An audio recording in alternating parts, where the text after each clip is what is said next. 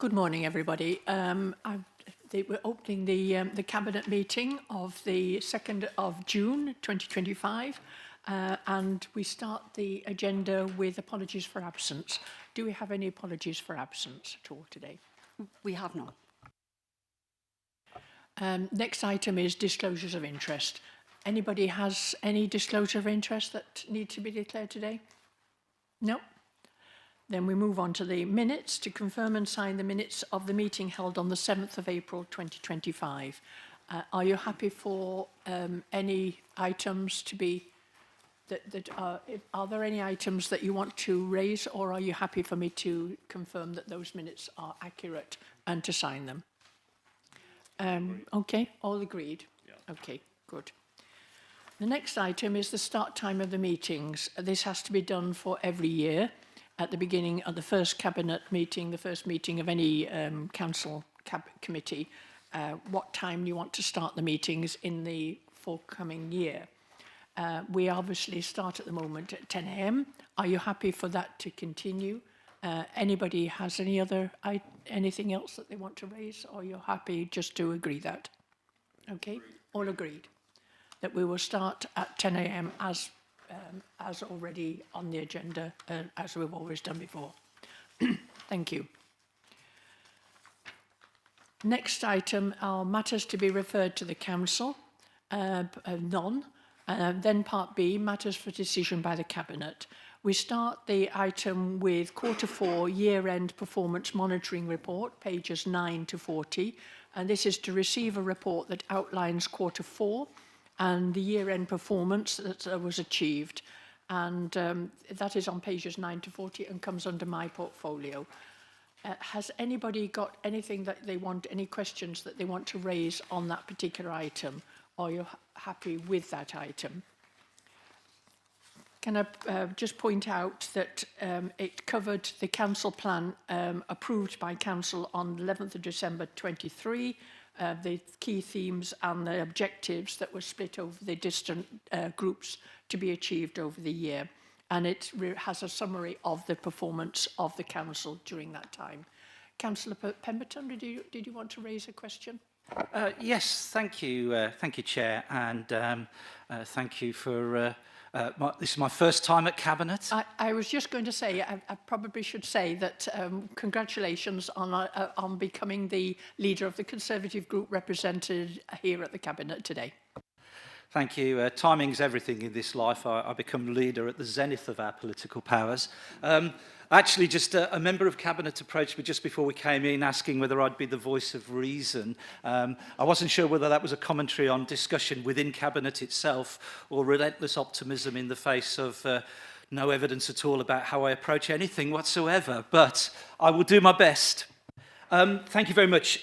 Really interesting report, and it's a really key document in terms of outlining and reporting on our performance. There's some good news in there, and I'll start with that.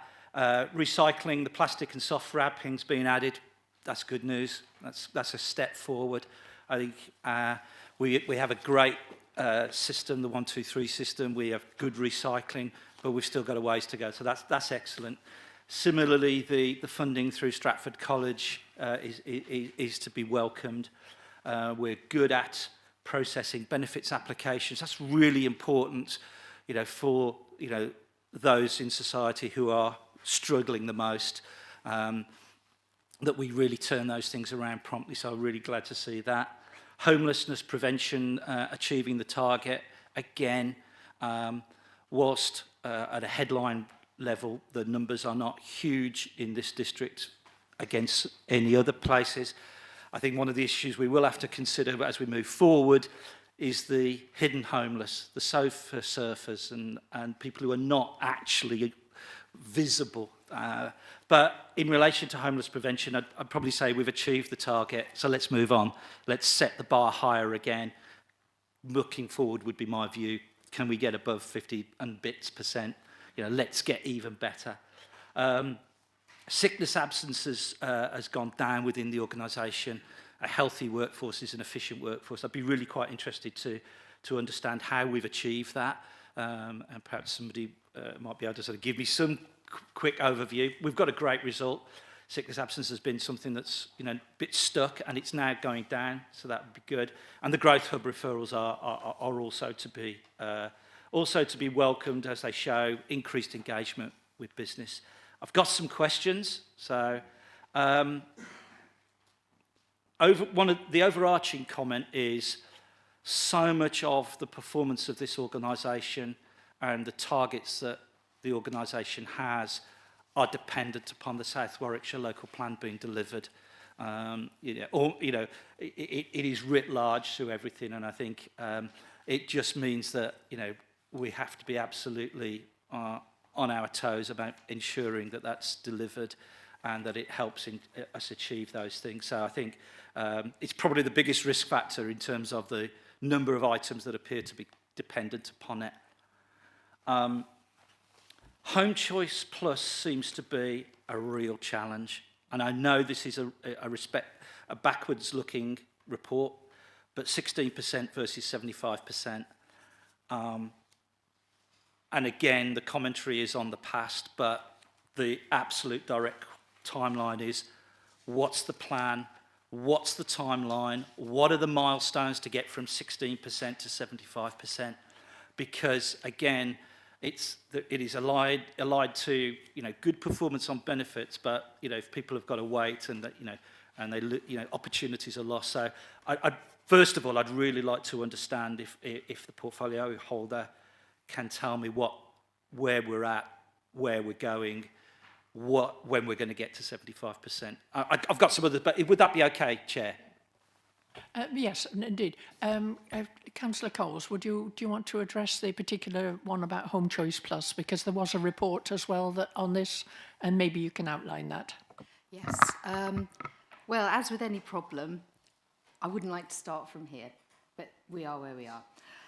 So yes, we are working. As you say, it's a matter of staff. It is actually extremely difficult to get the people in, we have been finding, and this is one of the problems being caused, but we are on it and we're getting staff in. We've got a new head of service coming in.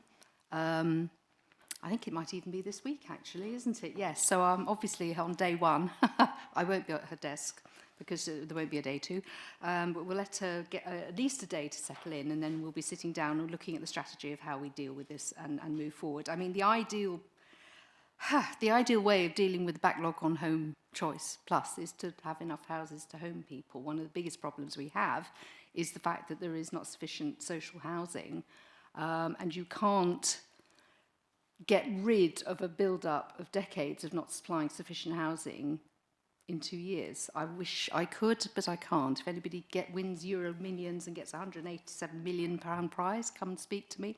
I can spend it for them. But it is certainly in our plan to try and enable the production and purchase and enabling as much social housing possible, because you can deal with lists, you can treat lists, but in the end this problem is solved by having enough housing for people, and that is our aim, to build on that. Thank you very much indeed. Certainly, I know that the provision of affordable housing, genuinely affordable housing, not market rate affordable housing, is something that I'm very keen on, particularly within my ward in Ulster and my fellow ward, the Ulster West. Do you have any other particular questions? The other one on the South Warwickshire plan, both myself and the portfolio holder are very, very aware that we do need to keep the time frame up and going on the South Warwickshire local plan. Absolutely key that we keep up to date on that one. But any other questions on that you want to raise?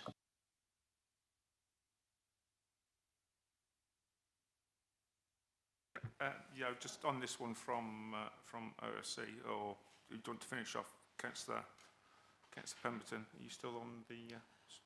I've got some other questions. I was going to make a comment on the answer. Yeah, but that's...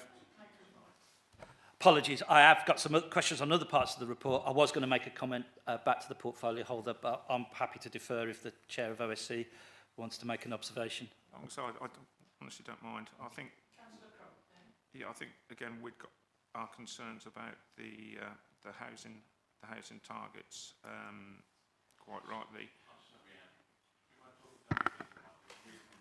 It might be a bonus that you can't hear me.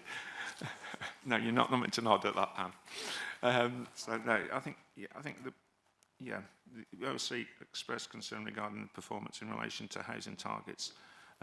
We think it could be an area that OSC should review as part of its work programme.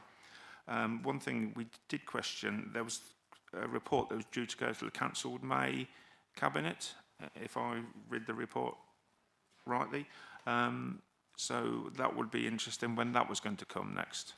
I'm sure I've read that somewhere when I was looking through the papers.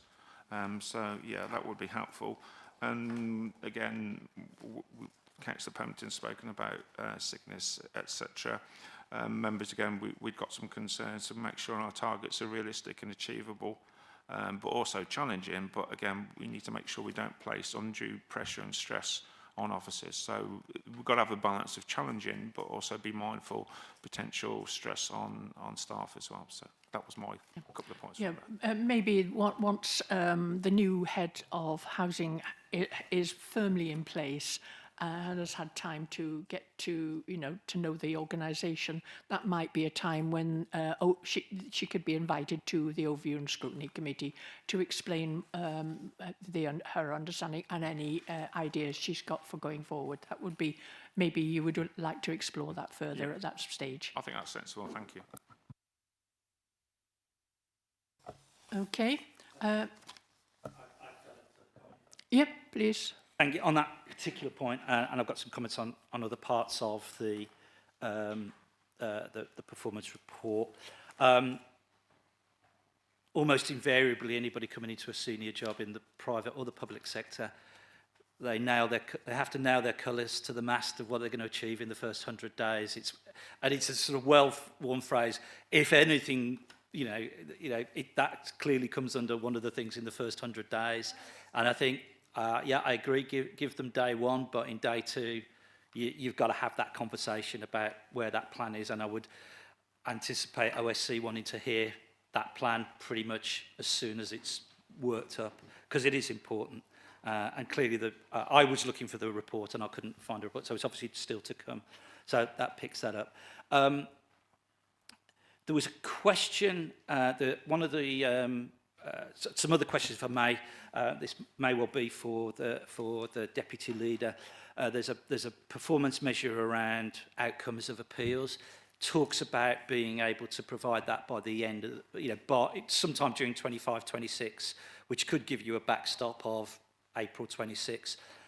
Is the portfolio holder able to give any further clarity on the objective timeline to be able to report on that metric? Councillor Coucher, are you able to take that up? Still work in progress. Okay. Thank you very much. Similarly, under CP2D biodiversity, it seems to be contingent on the local plan. And will that be a part 2 item of the local plan, in which case that work won't really commence until after the examination in public? Is that am I correct in my reading of that? Are you able to answer that? I think that's, I don't know whether the head of development is able to answer that question particularly. No, I think it's part 1, Councillor. Yeah.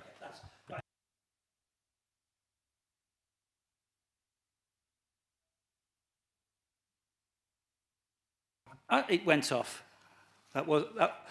Who's controlling that? CP2G, there was the review of effectiveness of the cost of living work, and it says it's achieved, but in that report, it doesn't actually say, it doesn't indicate what the outcomes that have been achieved are. What's the mechanism for us to understand exactly what achieved looks like? Because again, as with housing, we haven't built enough houses for half a century in this country, and cost of living, it's back to the 70s and early 80s. It's a huge thing. So, what does achieved actually look like? Would be what I'd be interested to hear. Okay, so that's CP2G. Okay, I mean, one of the one of the most important parts of that one was about the making sure that we reviewed the cost of living fuel poverty crisis fund, which has been done and which was part of the budget as well. And then we've looked at the other issues that are within our control of that, because of course the Growing Opportunities Plan is a joint between partnerships, plan that includes us working with a great deal of other organisations where we are not the main or the only people that are involved in the activity, but we have funded the VASA and the CASW as well, and we've also made sure that we've addressed quite a lot of those activities as well. Councillor Coulter, have you got anything else to ask or add to that? Yes, we are requesting a report on how the budget has been spent. I've been having a conversation with my colleague about it only this morning, and of course the Social Inclusion Partnership we have had our first kick-off meeting of creating the next Growing Opportunities Plan in the objectives, and that's done as a collaborative between a lot of different organisations to identify how we work together and how that feeds into the council plan as well, where we can address those things directly. And obviously, if you look at the Growing Opportunities Plan, you can see where we've picked up our end of those agreements, and we work with others to see how we can enable it. It's a very powerful organisation, a group of organisations. And we had the CAB come to give a presentation to us on their work in order to be able to understand a lot more of the work that they're doing and what we could do to help them. Okay. And do you talk about requesting a report on how the budget is being spent? When do you anticipate that being available? I don't have a date yet. So as soon as it's available, As soon as it's available, it will be available and be distributed. Yeah. Yeah, remembering that we have to work with a range of partners on this one. Okay. I think it's all about outcomes, and so the thrust of the questions is all about outcomes and achieving things. So you would be surprised if I wasn't asking the when. So under priority 3, one of the interesting elements is about the question of with the local flood authority meeting to talk about better working. What are the tangible outcomes? How is better working going? How is that going to look moving forward? Again, it's great that we've had the meeting, we've had the discussion, we've got a commitment to better working. What does that actually look like, and how's that going to make a difference to residents?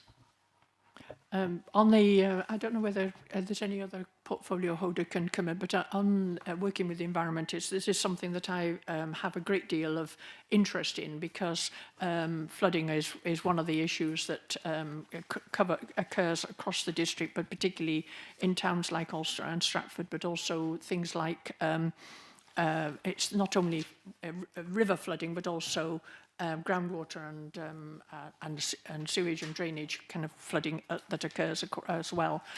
And the lead flood authority, of course, is the county council, so we have to work with the county council on this one. But we're also waiting for something that's coming from government, because I believe that Schedule 3 of the Flood and Water Management Act is about to be reviewed. That would be, maybe the head of development might know more than I do on this one, but I do understand that could be particularly useful in being able to talk about ways in which we can manage flood, particularly groundwater and the water, the surface water and drainage from sewage, etc., is managed better.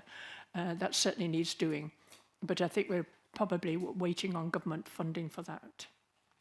Government, sorry, legislation for that. Councillor Gist.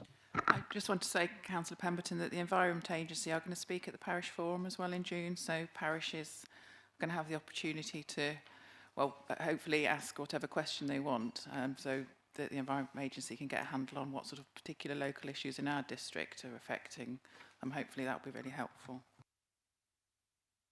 I would probably observe that'll be an interesting discussion with the EA. So, okay, that gives me an understanding there.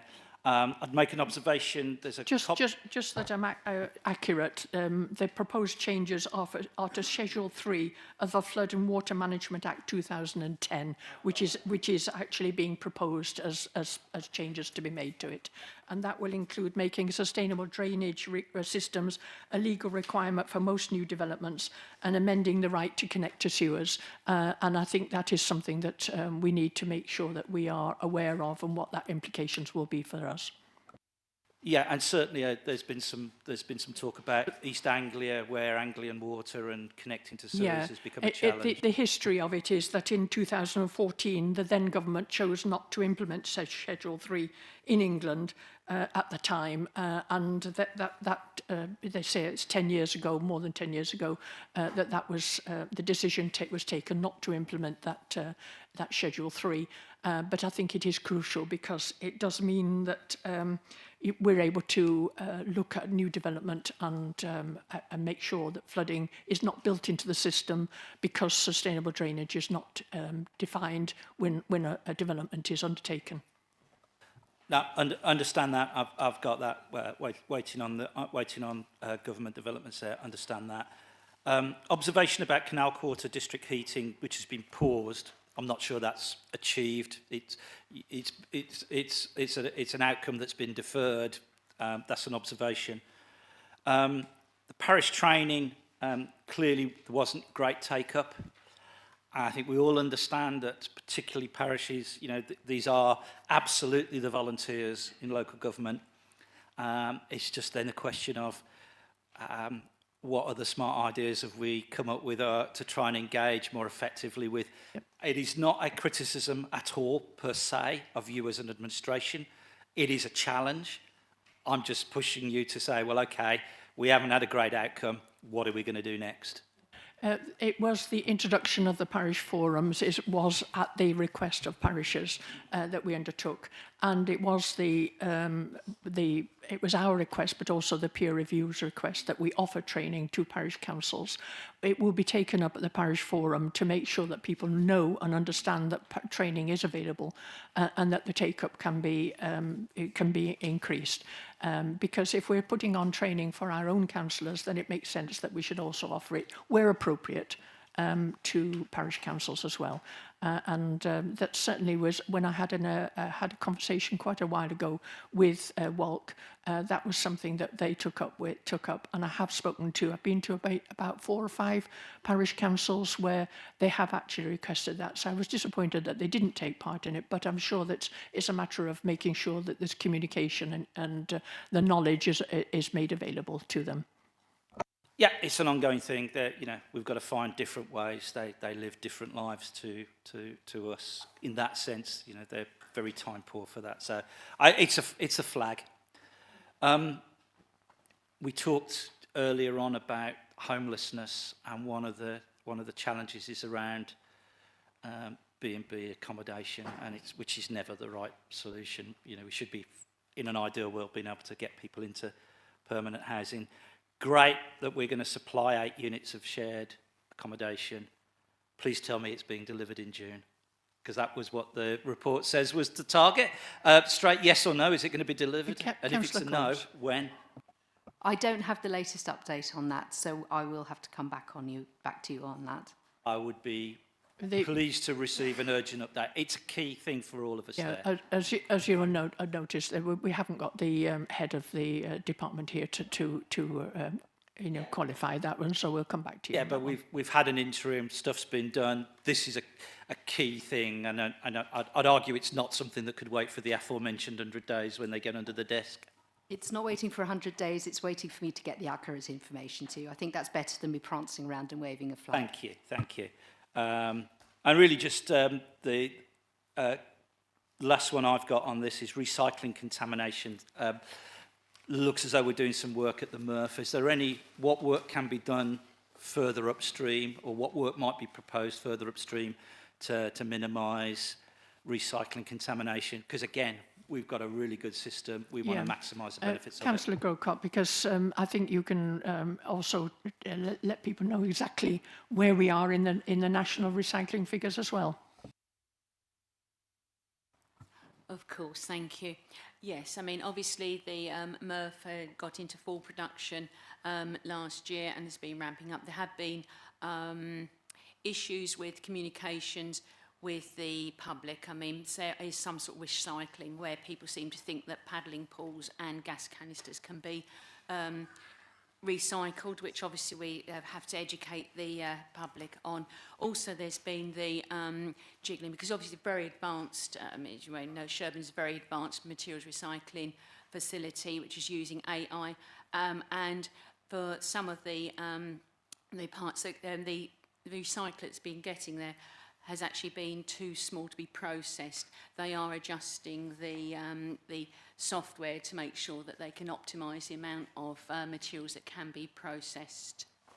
So, and obviously, you know, out of the 8 authorities that are using the facility, we do have the best recycling rate amongst them, and we.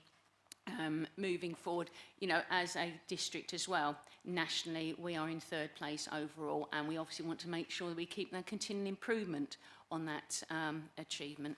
Thank you.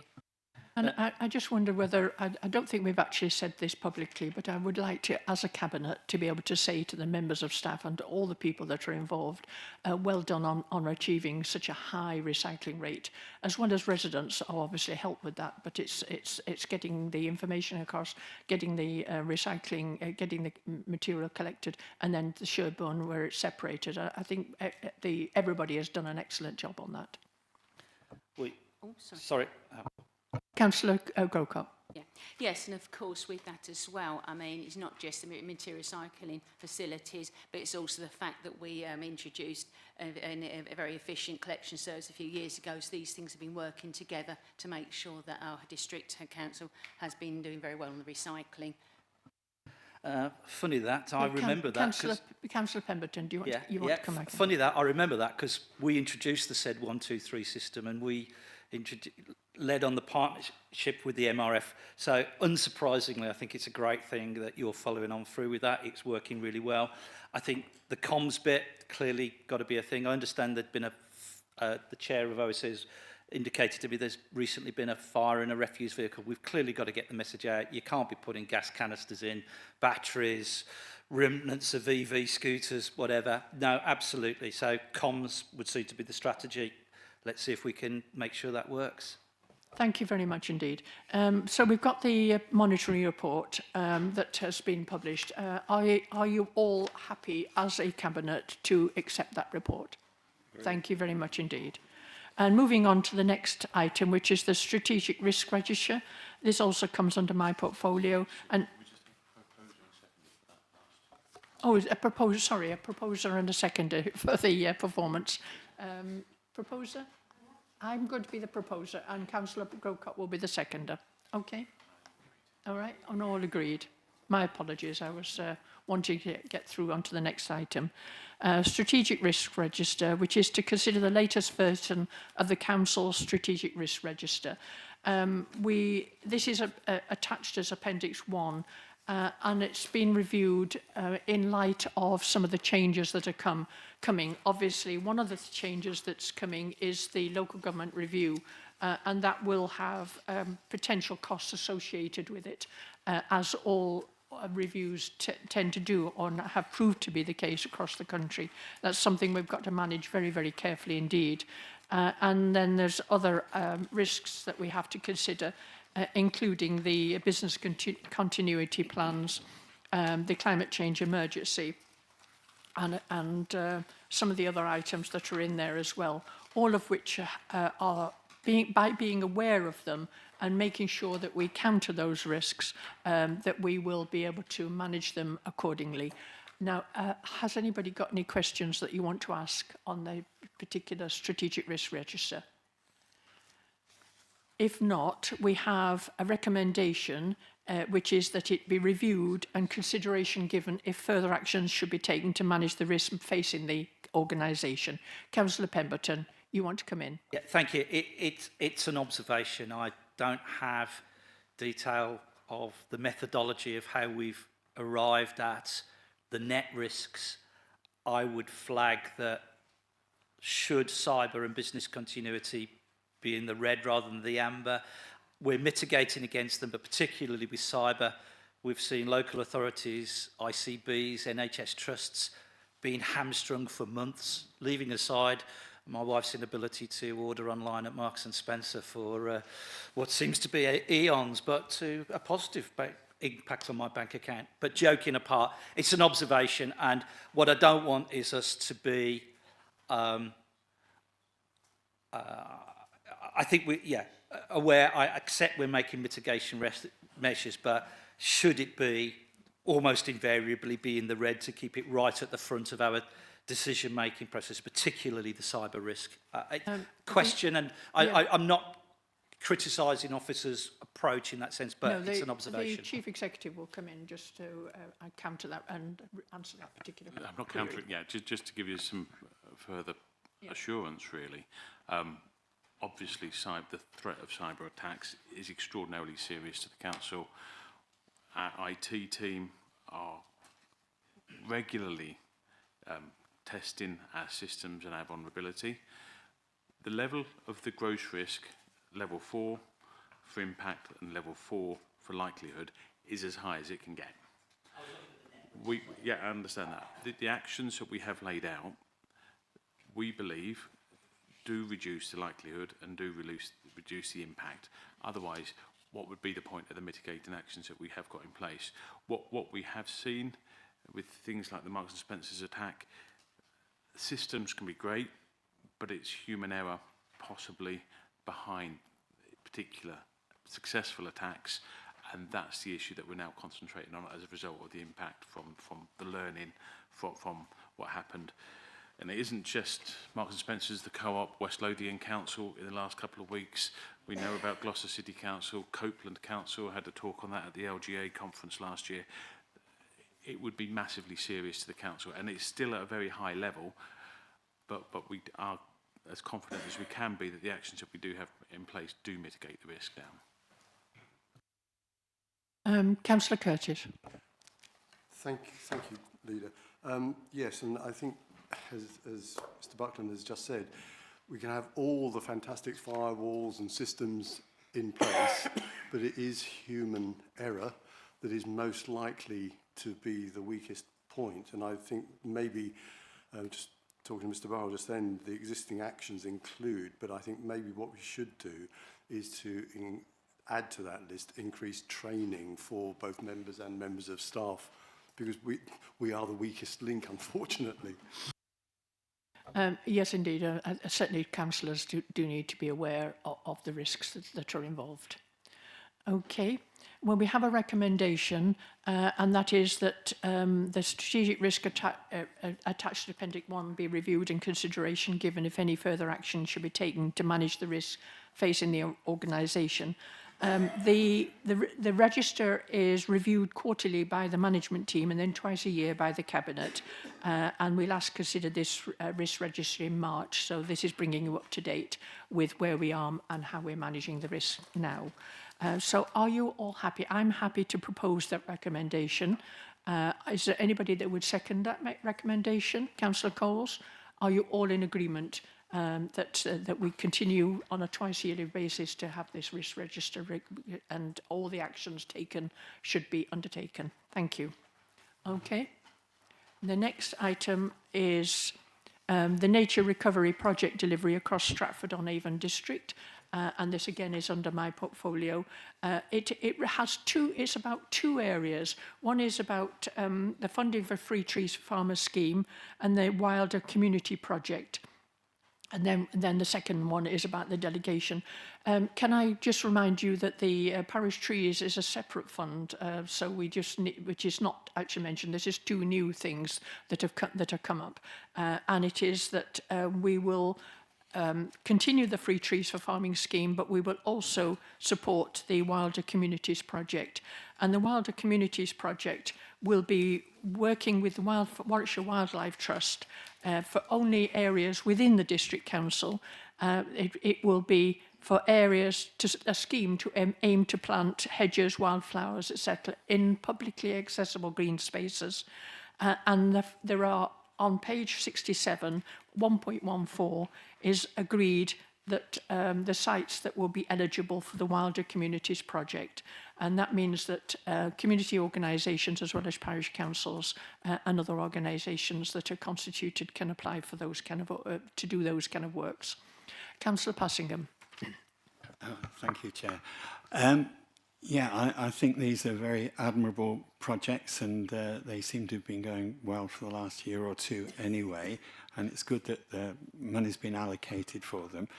But the nature recovery targets of the Wildlife Trust is 30% of land being managed for nature by 2030. So it's only 5 years away, and 30% of land is a lot of land. I just wondered whether this is adequate. Well, obviously there are a lot of things out of control, and it's very out of the council's control. It's very good that farmers and other people and parish councils and so on have been taking up these grants. But in terms of the council estate, is there any attempt being made to measure 30% of the land and see how it can be managed for nature? I know managing it for nature is a very variable thing, isn't it? What some people think of managing it for nature might be just mowing it a bit less, and other people might think rewilding 30% of it. And obviously a balance has got to be made in between that. So my question really is there any attempt to sort of judge, to measure what 30% of the council estate is and how it's being managed, and I suppose whether the Wildlife Trust are in agreement with the methods there, to, you know, that they are really being managed and they're not just superficial measures. No.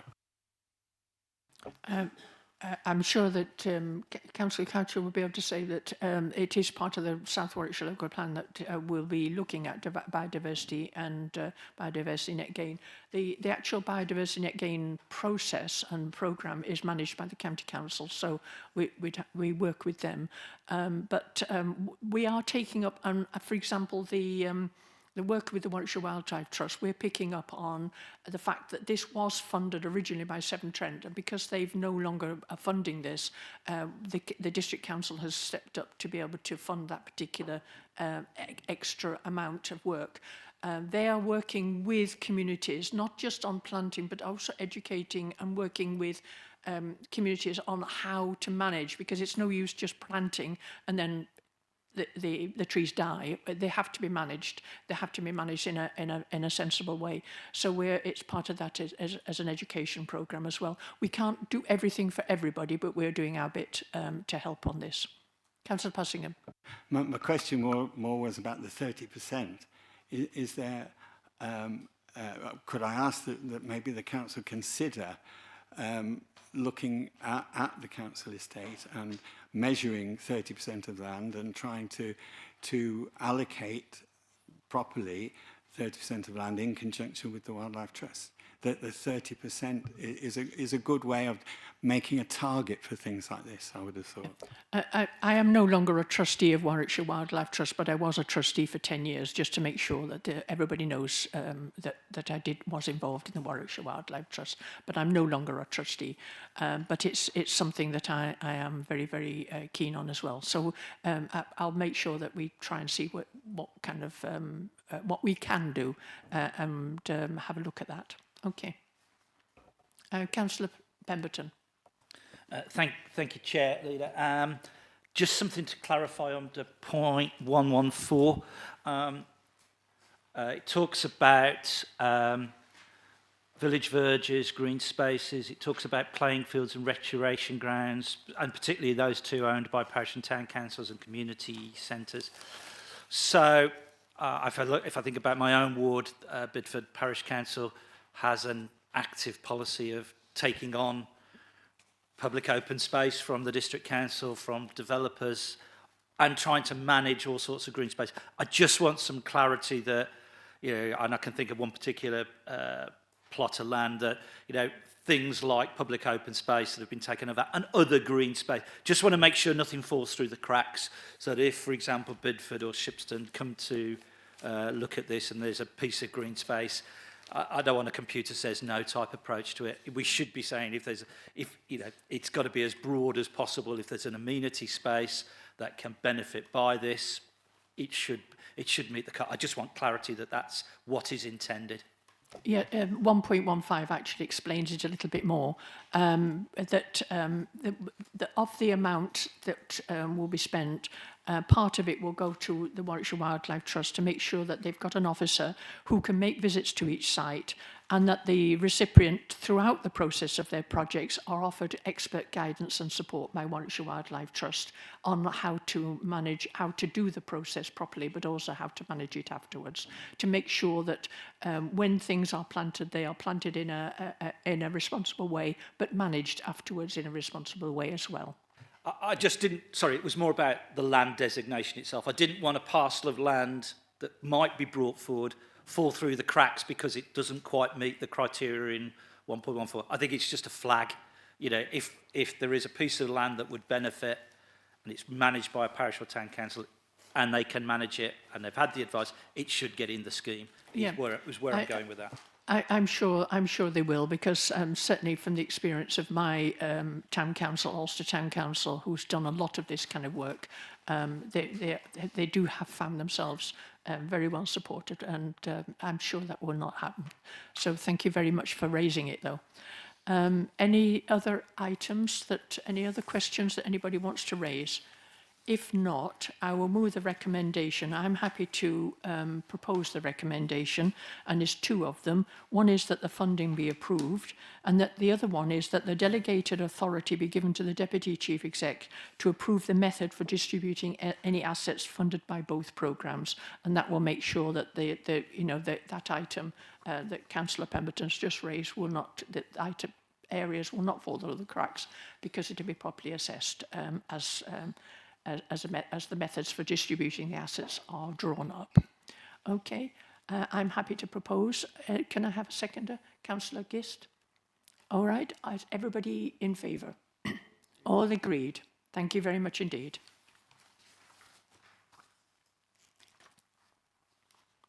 Okay.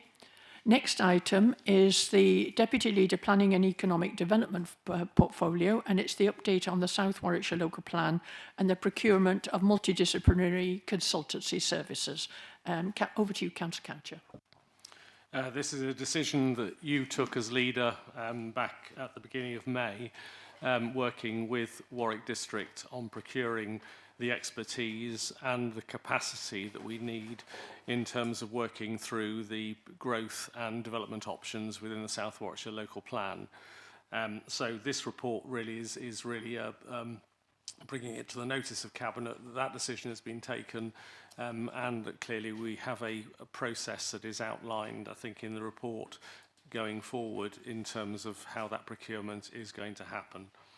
I cannot emphasise more strongly how important it is that we have got this capacity and capability brought into the plan-making process, so that we can properly evaluate what the growth options are and which ones, frankly, should appear in the plan later on in the year to date. So you're asked to note the update on the progress with the procurement of the project as reported. Councillor Pemberton.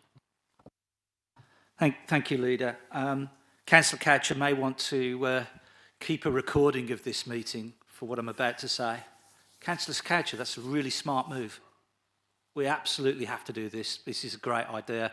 I recognise the pressures that the policy team are under across both authorities in bringing the local plan together, and we need to be innovative in terms of how we bring this forward. And I've had discussions with the Chief Executive and I've recorded my support for innovative ways of looking at how we review responses to the local plan, and you'll absolutely get backing on that, so that we actually get to a point where we can make cogent decisions. So a great idea, fully support it. I would go on to say that I think that as we get to the point of, and if we particularly talk about new settlements, where we get to the point, a piece of work that ensures that there is absolute clarity for where the new settlement or settlements might be, about what, almost like a master plan from day one approach, because then you have you manage expectations about land values, you manage expectations about the provision of truly affordable and social housing. The Planning and Infrastructure Bill talks about 50% on new sites. Over and above and following on from this piece of work that actually, if we don't have the capacity in-house to nail that down, if you come back in the future with a piece of work that says, in site X, it's going to look like this, you know, down to schools, when they're going to be provided, etc., you won't find pushback, because that will be a key fundamental of how we deliver. And that goes good for an urban extension approach as well, because if you don't control the land values by managing expectation, then we'll get this inevitable pushback on delivery. So I hope you enjoy the recording, Councillor Coucher. No, thank you very much indeed. It is absolutely crucial that we get this South Warwickshire local plan over the line at the target. Councillor Crump. Yeah, thank you, Councillor Junior. Yeah, obviously I was aware of this before, because obviously it was an urgent needed decision that was consulted upon as Chair of Overland Scrutiny, and as part of the agreement of that decision, or no objection or call into the decision, I'm sure Marcia will use the right terminology for me there, it was agreed that it would come to scrutiny, which I think is fair and reasonable. So it was slightly disappointing that one member of the committee was actually querying why it was brought to the committee, which was, you know, felt slightly bizarre. You know, I think it's an important decision. It's a mandatory procurement exercise. We've got essential work in the local plan, and if that essential work isn't carried out properly, we might have trouble controlling development in the future, as we've had problems in the past. So I think it's important we get it right. It says in the report we haven't got the in-house skills at either local authority, so again, it's not an issue as far as overseeing concerned. Obviously, there's a significant amount of money going into it, so as a scrutiny committee, we feel it's important that we do see that money is spent wisely, especially when we're seeing that it's, if it's agreed today, I think it's an 8-week period between now and the contract starting at the end of July. I think it's the 28th of July, if I remember rightly. So it is a big decision. It's one of our, when we've had feedback on work of the scrutiny committee, the South Warwickshire local plan was one of the major areas that residents were concerned about and wanted us to scrutinise. So again, I feel this fits in nicely. So we're glad it came. We will be keeping an eye on this, and I think we asked for a commitment that if the amount exceeded for each contribution from each councillor was exceeded, we would then potentially like some feedback on that for the reasons why and what we were getting for our money. So I'm sure we can make sure, we will all be interested in making sure that we keep to the plan, but also the procurement costs as well. Again, okay. just remind you, thank him for the commitment of bringing South Warwickshire local plan to be reviewed on a regular basis by scrutiny committee. Thank you very much indeed for that. Councillor Coucher, are you going to move the recommendation? Yes, indeed. I move the recommendation. And I'm happy to second it. Okay, are all the Cabinet in agreement? Okay, all in agreement. Thank you very much indeed. So we're moving on now to the Cotswold National Landscape Management Plan, which is on pages 81 to 192. And again, this is in the portfolio of the Deputy Leader, Councillor Couch. A important part of the districts, both in the south and on the eastern edge, is within the Cotswold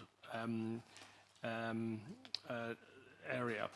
And we have been consulted over their plan for their area for a number of years. This is a revision of that particular plan, and I have to say I think it's an extremely good document, and something that will be a very important component when we're preparing the South Warwickshire local plan, because it deals with a number of of really key rural issues which are very important to this district in particular. The purpose of the report is to bring to you to ask for your endorsement of the latest version of the local plan, and we have quite a detailed recommendation here that the Cotswolds National Landscape Plan 2025-2030 be endorsed for use as part of the evidence base for the emerging South Warwickshire local plan, part of the evidence base for the preparation of relevant neighbourhood development plans, part of the evidence base for the preparation and implementation of relevant council strategies, policies and projects, a material consideration in the determining of planning applications and informing the development and delivery of the council services and activities. And I would propose that that recommendation is supported. And I'm happy to second that recommendation. I'm particularly happy because there are a number of aspirational policies that go beyond the current local plan as we have now, but which could be very useful as part of the South Warwickshire local plan to be considered and incorporated as appropriate.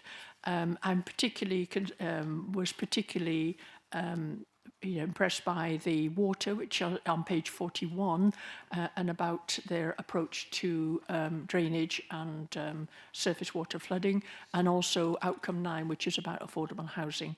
So some of those are ideas that we may very well be able to look to, and I'm probably already considering actually as part of the South Warwickshire local plan. So I'm happy to second that recommendation.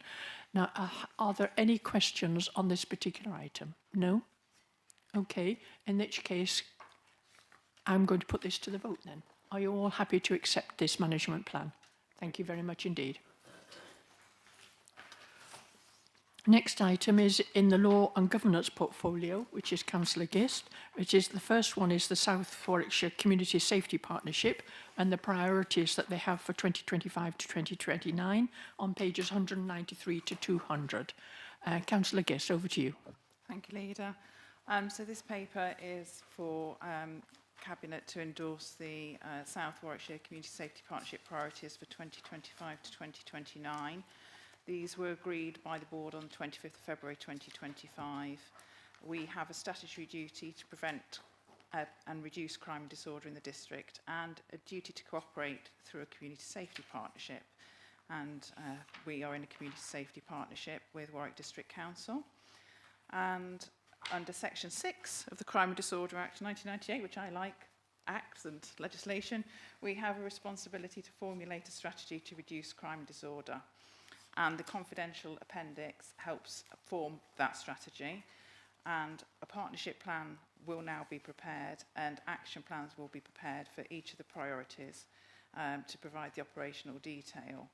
The only thing I want to thank officers for the huge amount of work to get to this point, and then that will be subsequent to make the partnership plan and the action plans. I also have to thank residents for the crimes that they report, which all feed into this, and also residents for filling in the Your Say and Community Safety questionnaire that was published, because it all feeds into this and helps form the priorities.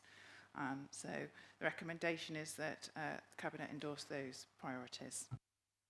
And I'm happy to second that, because I do feel very strongly that we do need to give good backing and priority to community safety partnership. Any other questions that anybody wants to raise? In which case, we have a recommendation. Councillor Gist has already moved that. I've seconded it. That the priorities be endorsed. Are you all happy as Cabinet to accept that? All agreed? Thank you very much indeed. Moving on, we now have, again, within the portfolio, Law and Governance portfolio, we have Orchard House, the Gregg Centre in Ulster, pages 201 to 208. Councillor Gist. Thank you. This is to recommend granting a 25-year lease to Ulster Daycare to use the property as a dementia care centre. You'll see in the report that it says the property is currently in poor condition, so it's recommended that it's the first 5 years at a peppercorn rent to allow the charity to put the property into good repair. Ulster Daycare is already established in the community and can proceed quickly with the project.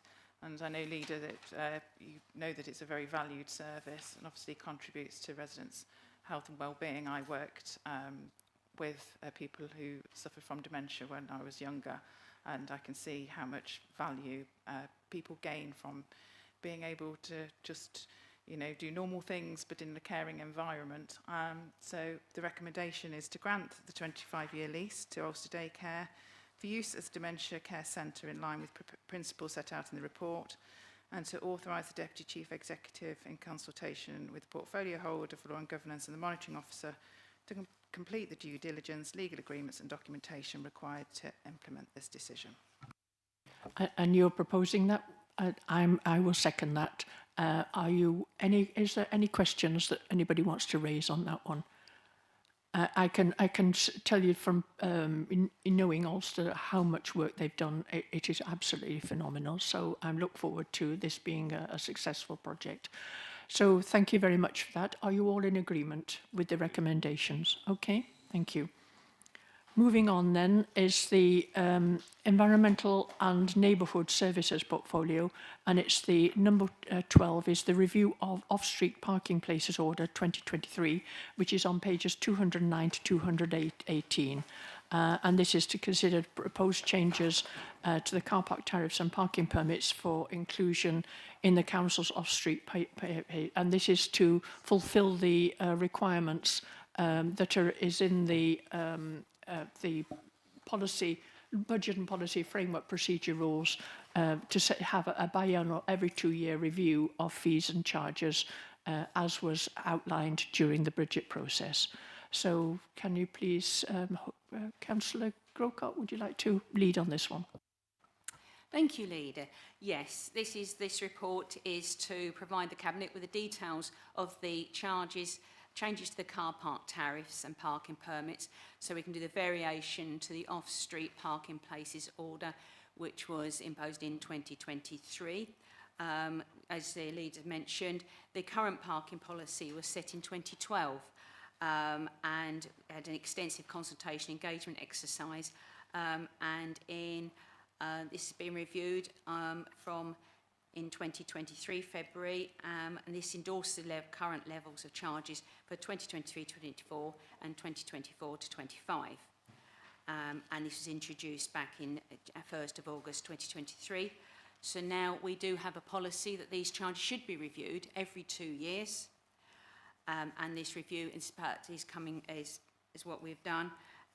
We have had, because it's a variation to the off-street parking places order 2023, we now need a 21-day statutory notice period before the charges come into force.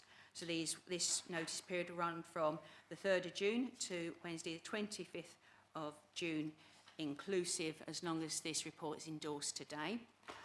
So the changes will be the recommendations, the proposed changes to the car park tariffs and parking permits as outlined in this report be agreed in full and take effect from the 1st of July 2025, and the officers carry out a wider review of the Council's parking policy and report back to the Cabinet by the end of 2025-26. Thank you. Councillor Pemberton, do you want to come in on this? Marcia Eccleston, Head of Law and Governance Monitoring Office. Thank you, Chair. Just to share with the meeting that, as I understand it, there is an amended 1.9. The 1.9, just to be clear on this one, this is about the actual review of the car parking charges going forward. Because 1.9 actually outlines it in that we will undertake it, but I have asked for that this be undertaken and be clarified so that we know exactly what we will undertake as part of any future review. Okay.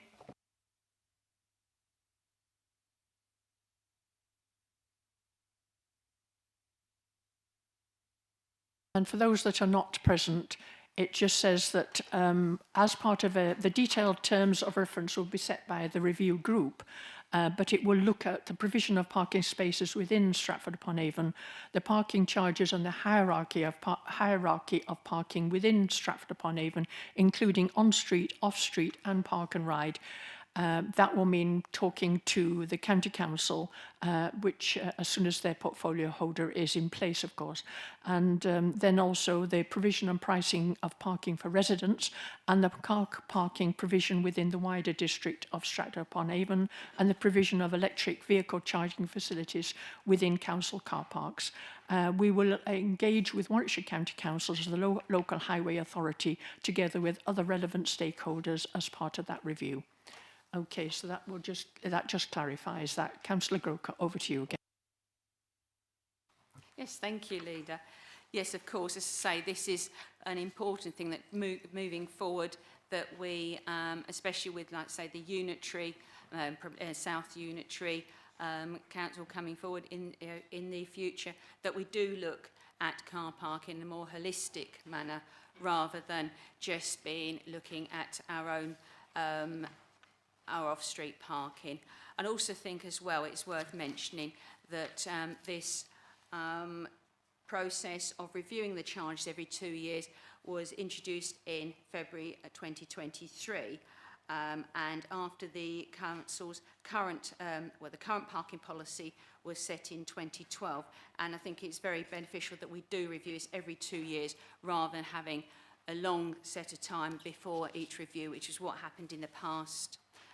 And you can see when you look at some of the car parking charges that for Telegraph Street, one review wasn't done hasn't been done since, let's have a look, since 2013 before the 2023. So I think it's, again, is to make sure we have a system for regular reviews rather than have, unplanned, but reviews after a long period of time. So I'd like to move that this report is endorsed by the Cabinet.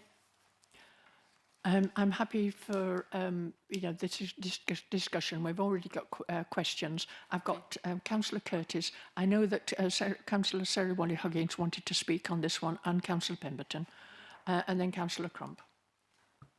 Thank you, Leader. It's just a tiny typo on bullet point 4 of 1.9. Presumably it should say car parking provision within the wider district of Stratford-on-Avon. We don't want to be accused of being too town-centric. Happy to accept that. Are you Councillor Harvey in disguise? So if I bring Councillor Sarah Wally-Huggins forward, she had requested as a councillor that she could speak on this item at the Cabinet.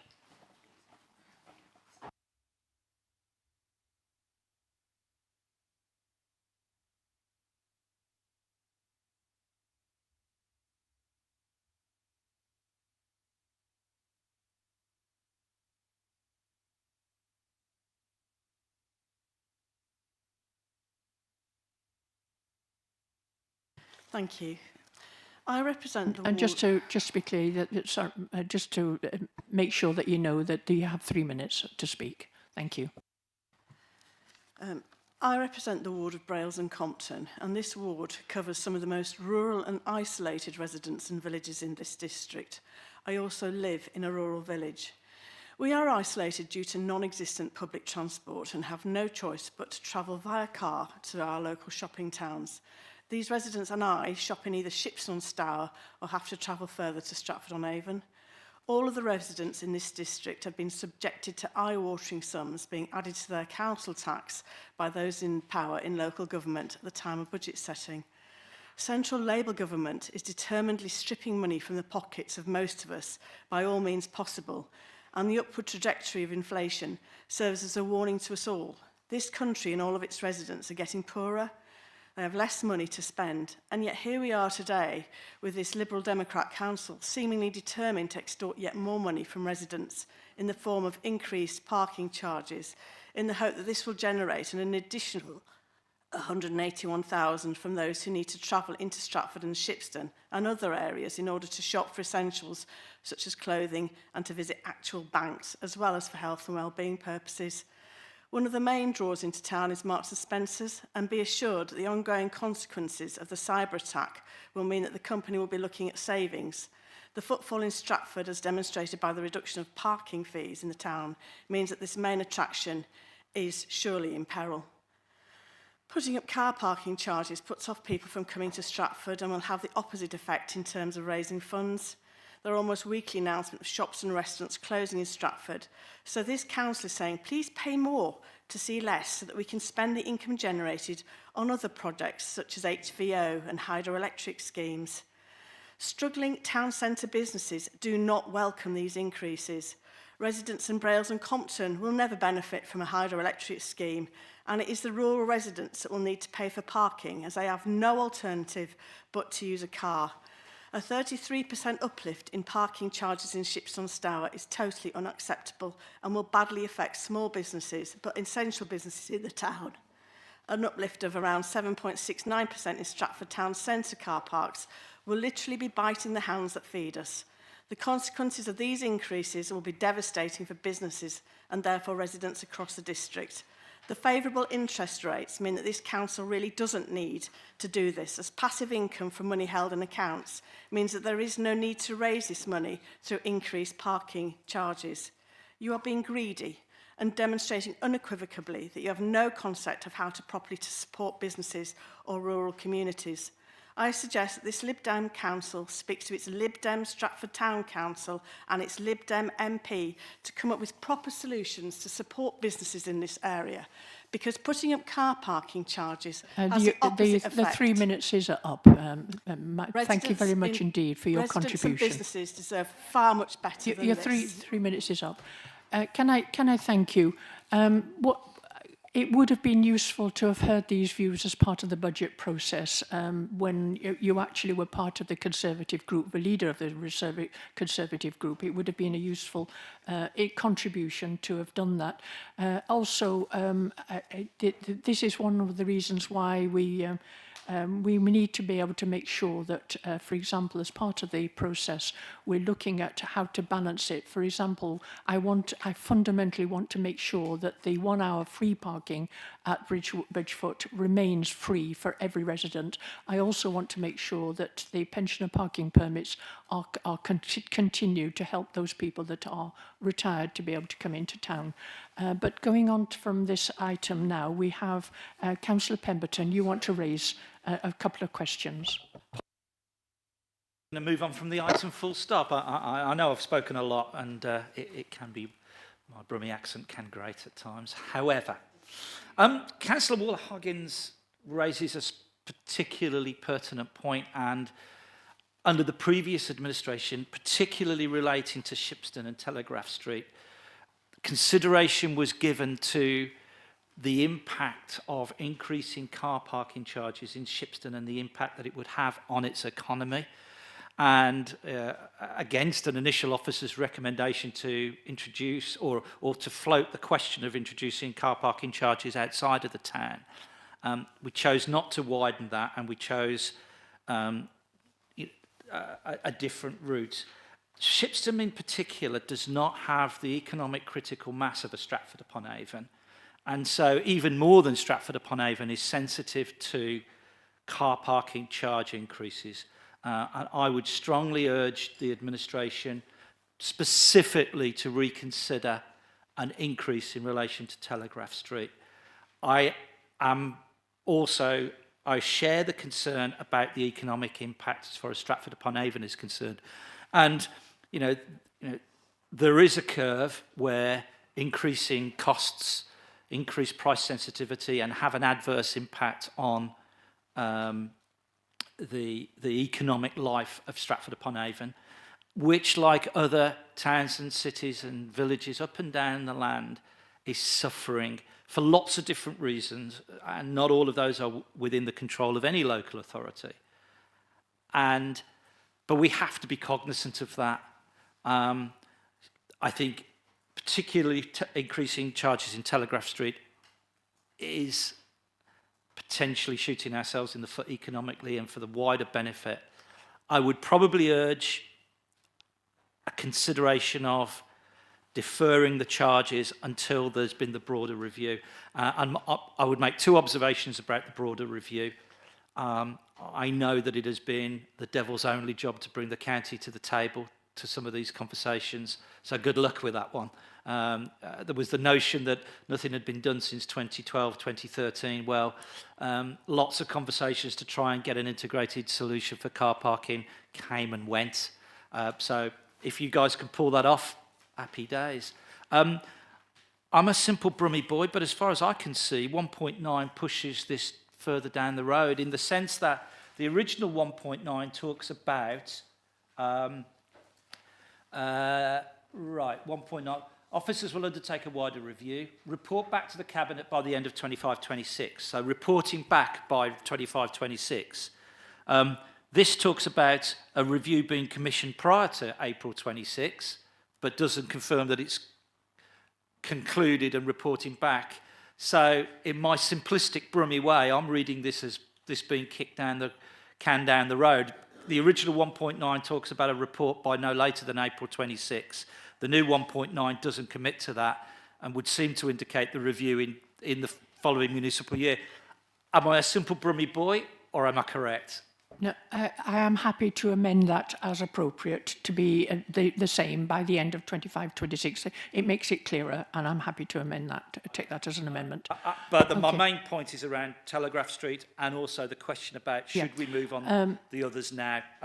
When I have Councillor Passingham on the list to speak, but when he does come to speak, he may be able to clarify, because it originally, as I understand it, the having a charge at Telegraph Street, the original charge at Telegraph Street was at the request of Shipston Town Council at that time.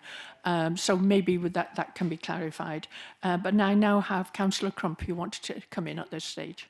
Yeah, thank you, Councillor Junior. Yeah, there's a couple of things that we do think, OSC thinks it's important working with the county council regarding on and off street parking, park and ride. And I noticed the remit is slightly increased as well in the revised 1.9. So yeah, I've got no any issues with that. I think that's reasonable. I note that it's engagement rather than a joint review, whether that could be strengthened.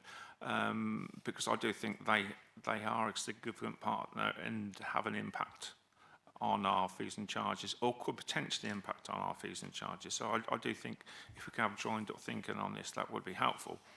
And that way, if that was the case as well, we could then ask whoever is the portfolio holder at the county council to come into at a future date to review these on a regular basis.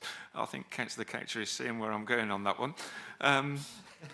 So I think there was almost a smile there, so I could see that, so thank you for that. So we do think it's important. We do think, what else? Yeah, with certain charges could be altered to provide a net benefit, again, encouraging people to visit town centres and support businesses. But also there's the conundrum of maintaining adequate revenue for the council. And the other thing as well with the consultation, I see it's with relevant stakeholders, and I assume that would cover this bit, is OSC felt local businesses and BID were consulted and asked for community intelligence on the effect of parking charges on visitor numbers and lengths of stays as well, because I think that's quite important in terms of the economy as well. So I think it's all there. It might want some slight clarification, and but I think it's 1.9 has helped a little bit as well, so thank you for that. Thank you. The Chief Executive come in first, and then I'll call on Councillor Carricher afterwards. Can I just say, absolutely hear what Councillor Crump said about the County Council. We can't compel them to take part, and that's why at this stage it does say engagement, but it would be less than helpful if they didn't participate in the review, to be fair. Thank you. I've got Councillor Coucher, then Councillor Curtis, and then Councillor Passingham. Chair, I think it's really important that we don't really try and present a case here which is denigrating our district. This is a prosperous district, a district where businesses are prospering and where this district council is supporting those businesses, I think, very well. And I think to suggest otherwise is a bit disingenuous, to be frank with you. That really wasn't the really point of why I wanted to speak. I wanted to speak about the review, which I think is extremely important for us going forward. I think in terms of the uplift this year is clearly been adopted practice by this council to review charges every other year, and we know that it's really important that we keep pace with inflation and that we don't get out of line, because we've done that in the past. We've frozen things in the past, and then all of a sudden we've found it very difficult to recover.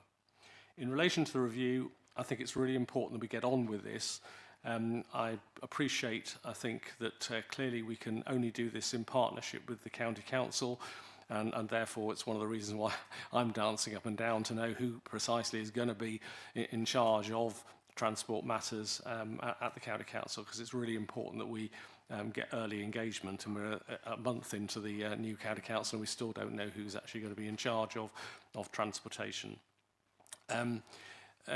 The real reasons for doing this are clearly, obviously, we need to make sure that off-street and on-street car parking are in harmony, and clearly that is very important for us as we look to potentially do a scheme in relation to the High Street and also in relation to the Windsor Street car park, which has been of concern to us for a long period of time. So that's really, really important. And also, I think, secondly, we're under increasing pressure in terms of house building and dwelling creation within Stratford, very often without car parking facilities. And if we haven't got a car parking policy that's suitable for how we're going to cater for people who have got vehicles who will need to still park within the town, but not within the curtilage of their own property, and so therefore that's an extremely important matter. So although it says prior to April 2026, I think there'll be some of us who'll be looking for a rather more urgent consideration of this matter before that particular date. Thank you. Thank you. I've got Councillor Curtis next, and then to Councillor Passingham. Thank you, Leader. Just looking back over the process for budget, which included full review of the fees and charges, the budget process started last September, October. There were budget review panel meetings through November. There were 3 overview and scrutiny task and finish cross-party, and I think that's quite important to emphasise, meetings. They were on the January the 15th, 22nd and 29th. The report from those meetings went back to overview and scrutiny at the beginning of February. I think it was February the 7th. And I do recall when that report was presented to overview and scrutiny that I did say to the chair that I thought that those 3 task and finish group meetings had been an excellent example of cross-party working. So there has been plenty of opportunity to examine the fees and charges and obviously the car parking. So I think this review is important now, but I don't think we should pretend that we should be surprised at the fact that these charges are increasing. I'd just like to pick up a couple of points from Councillor Wally Hoggins. I think to describe a 3% increase in council tax as eye-watering is slightly stretching the point. It was below inflation. I think most people wouldn't consider, maybe I'm being subjective here, but I don't think 3% is an eye-watering increase. And I think we need to look at evidence here, and I just wonder what evidence base the councillor may have from residents and the business community in Shipston to demonstrate that a 10p increase is really going to have a considerably detrimental impact on either the business community or local residents. Thank you. Councillor Passingham. Yeah, thank you. Yeah, as a councillor for Shipston South, when this came up over the last few months, I was convinced by the argument that the town council in the past had asked for charges there because the streets around are historic streets, mainly sort of Georgian, with no front gardens, no garages, and that car park was getting filled with people parking, and there was no room for visitors and shoppers and so on. So it seems perfectly reasonable. It doesn't seem a very large charge, but I was interested in what was said, that Bridgefoot has 1 hour of free parking, and I've made a note to go back to the town council and see whether that was a possibility in Telegraph Street. It's certainly, if you want to engage with the Shipston Town Council, that is for you to do as the ward member. Perfectly happy for you to talk to the Town Council. But yes, it's important in Stratford that we have the 1 hour parking at Bridgefoot. I know that when I come in to do jobs in the town council, and specifically when I'm not here for district council work, I do come to that car park to try to do my work, park for an hour and then maybe charged for the hour or so afterwards.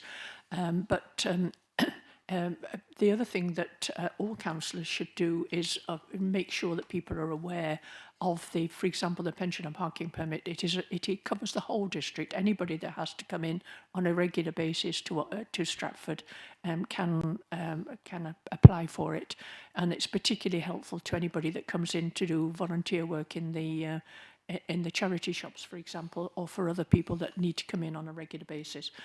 What I think is important to say also is that we will, in any review, take account of all the partnerships that we work with. It's not only the County Council, there is also a Stratford Transport Group, which has always been very, very innovative in the way it puts ideas forward, and we will obviously work with that. But it is quite probably for the next year, it is always important to make sure and tell councillors that they should engage in the budget process and input through the budget process, because that's the chance when you have the chance to be able to really make a difference and put forward ideas. It is quite key that we do that, and it is the responsibility of all councillors to be able to engage in that process. We now have the review, the recommendations. Councillor Grocott, are you proposing the recommendations? Is anybody, and this is with the amendment of 1.9. Anybody that's, Councillor Coles, willing to second that? Cabinet, are you all in agreement with the decision? Thank you very much indeed.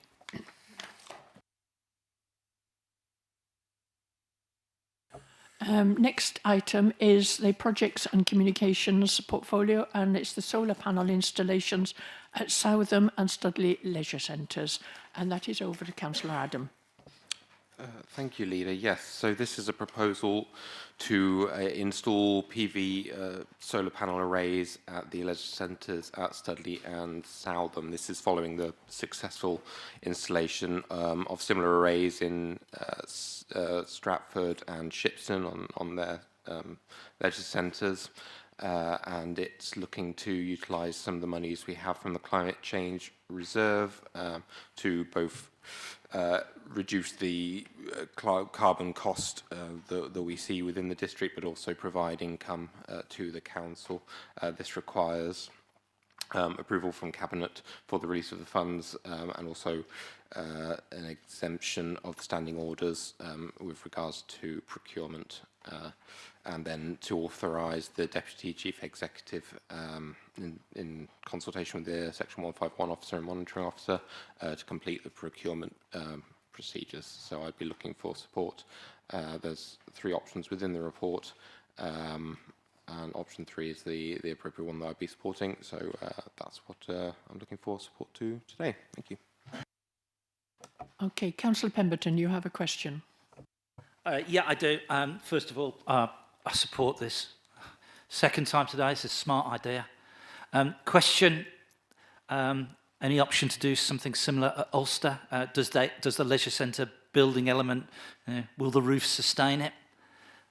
The Chief Exec's nodding to say no. Is there an alternate where you could put an array next door to the building? I'm just thinking, because the wider point is, how do we expand the use of solar arrays to the rest of our estate? And the second question is, how do we promote the success of this to encourage other organisations, whether they themselves be in the public sector or in the private sector, to come forward with use of arrays on appropriate buildings? Again, there's the question of the capacity of a roof to take solar arrays. And then I'll come to the wider element in the room. How do we move to all that space in car parks? I know that it was looked at by Councillor Shenton some years ago and the tech wasn't there, but it's got to be something that's clearly on the agenda. How do we get to be using our own car parks or encouraging Tesco, Morrison's, etc., to get arrays in, you know, and actually get some broader benefits and reduce carbon footprint and Gesundheit across the whole of the district? Because whilst on our own, and even if we do our very best, when we're not going to move the dial for the planet, we should do, as Tesco once said, every little helps.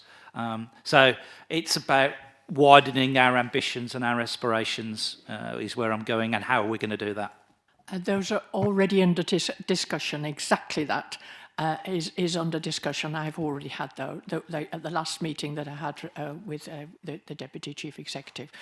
On the swimming pool, the solar panel installations at the leisure centres, it was able to be kick-started by the fact that we were able to get the grant from the swimming pool fund, because obviously swimming pools are the ones that are the most expensive to run, and that has enabled the rest of the programme to follow on. I think it's fair to say, Councillor Adam, and I'll ask you to come and perhaps then, but on the Gregg Centre, knowing it so well myself, because I've already asked that question, the issues there have been things like the separation of the metering system and various things, because at one time the leisure centre and the Gregg Hall and the caretaker's cottage were all part of one estate and one thing. The work has had to be done to separate. One is now run by the town council, one is run by Acton Energy for the Stratford District Council, but those conversations are already undergoing. Councillor Adam.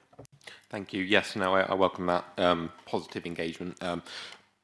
We do have to look at what is possible in terms of the structures that our assets will allow for, and I think the success of the first two leisure centre PV arrays, for which I extend my thanks to the projects team and the officers involved for the successful delivery of that, proved that it is possible to be rolled out. This is kind of the next iteration, I'd say, and it's certainly not the end of it. You know, we're always looking at the next possible locations to have this type of solution across our assets, and the hope then is also that does encourage others within sort of private ownership to see that it is possible on such schemes. So yeah, we're very open-minded for how this can be utilised in the future, but obviously this is utilising the budget that we have at our disposal at this time, and you know, future opportunities are open to us in future budgets. Councillor Crump, you also wanted to ask a question. Yeah, we talked about this at the Scrutiny Committee. Teased out a couple of other issues about the investment return and the payback period was about 25, 27 years. We found out the solar panels, 400,000 divided by around about 15, 16, isn't it?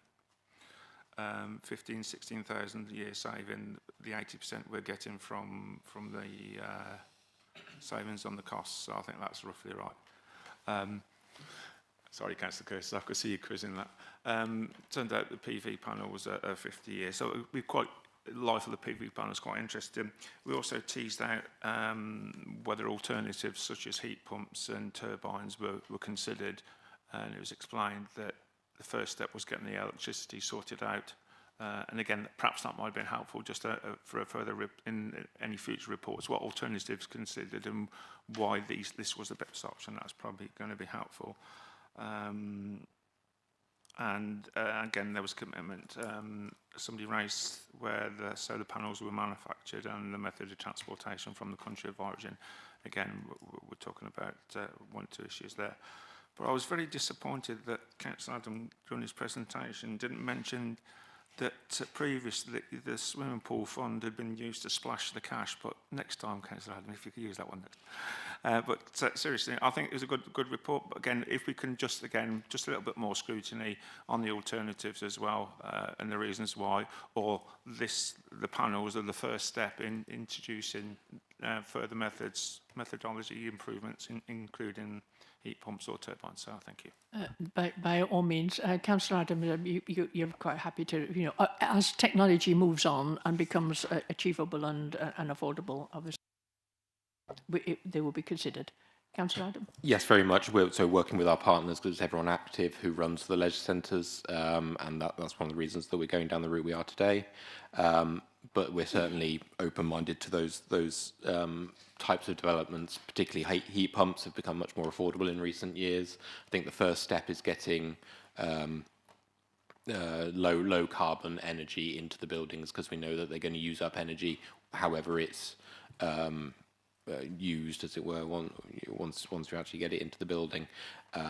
But yes, ultimately, if there are opportunities to explore heat pumps for these types of solutions, then I think that's something we can explore with our partners. With regards to the returns, yes, it's always slightly hard to sort of square the exact return based on the life of the systems, but the critical thing is that the power generated will not be having a carbon impact beyond the embedded carbon of the production. I don't have the exact source of them or the transport costs, but I'll endeavour to find those just to pass them on. Thank you. And are you happy to propose the recommendation? Certainly, thank you. Yeah. I will second that recommendation. And so we have the 4 recommendations before you. Are you all happy to accept those recommendations? All happy? Agreed. Thank you. Agreed. Moving on then is issues arising from the Ovian Scrutiny Committee. Is there anything extra that you've already not covered? We've covered most of them, thank you very much. And I think it was pertinent that we've come in rather than doing one block, coming in where it's when they were needed. And hopefully some were helpful, the contributions were helpful. There was one thing that slightly concerned me. We do have the task and finish groups on OSC, which they called OSC task and finish groups, as the name says on the tin. There was a proposal at one stage during the meeting that opening up to all members with only the need for the chair to be from OSC, which I made it clear I didn't agree with, and in the end it was voted 8-3 that we would stay as we were, with the invitation of non-OSC members to provide evidence and helpful, particularly on housing. As you can say, you've got the significant one, and Councillor Alcock has got one, but she's a member of the committee anyway. So I think we do need to be made clear that you as the leader can set up task and finish groups yourselves, or working parties or working groups, but that needs to be a different remit and a different name to the oversee task and finish groups. I do think the vast majority of those members, if not all the members of that committee, working parties should be made from OSC. So that's just my little moan at this one occasion, but that's all. Thank you very much. Thank you. I was there at the meeting, and I bring in now Marcia Eccleston at this stage. Thank you, Chair. Just to say that what Councillor Crump is actually within the Constitution context as it reads, it makes perfect sense that the task and finish within OSC's remit stays within OSC's remit, and it's quite normal and also within the Constitution to have other committees, other cabinet groups also set up their own groups as well. Happy that. I know that I chaired the Climate Change Task and Finish group, and on that one I did bring in quite a lot of people from outside, not only outside the council but also outside the then cabinet, because where we'd got particular people with expertise or knowledge within their wards, for example, of issues, then that was always useful evidence to put before any Ovian Scrutiny Committee. Councillor Pemberton. Yeah, thank you. I just trying to clarify, and I'm thinking a little bit further ahead. The leader and I put down a motion around public open space and private management companies, and there will be a report coming to a subsequent cabinet about taking a group forward. So do I read from that constitutionally OSC task and finish groups are in essence OSC members with possibility of bringing evidence in. Whereas if we want to have a group where members who are not part of OSC to be members of it and more input, that should actually be a sort of more a leaders group, if you will. Is that how the Constitution frames it? I just want to get that, because I have got some, if we do form this group, I do have an interest in being in part of that group because I've been involved and with our MP for some sites locally. So I'm just trying to get some clarity about how we want to move forward on that. Thank you. Bring in Head of Law and Governance, Marty Eccleston. Thank you, Chair. It depends what is decided ultimately at the end of the day. If it were decided that a subcommittee were to be set up, that might have to go to full council, let's say. And I don't know what would be decided.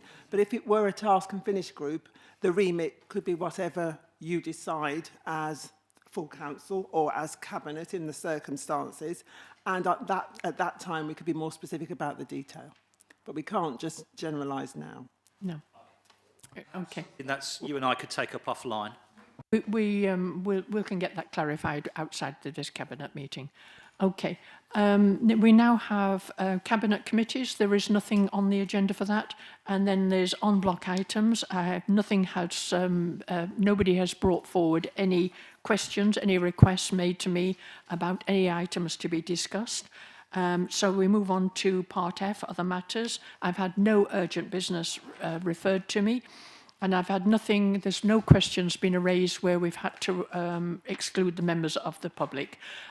So that brings to an end the Cabinet for today. Thank you very much indeed for all of you for attending, and I now close the meeting.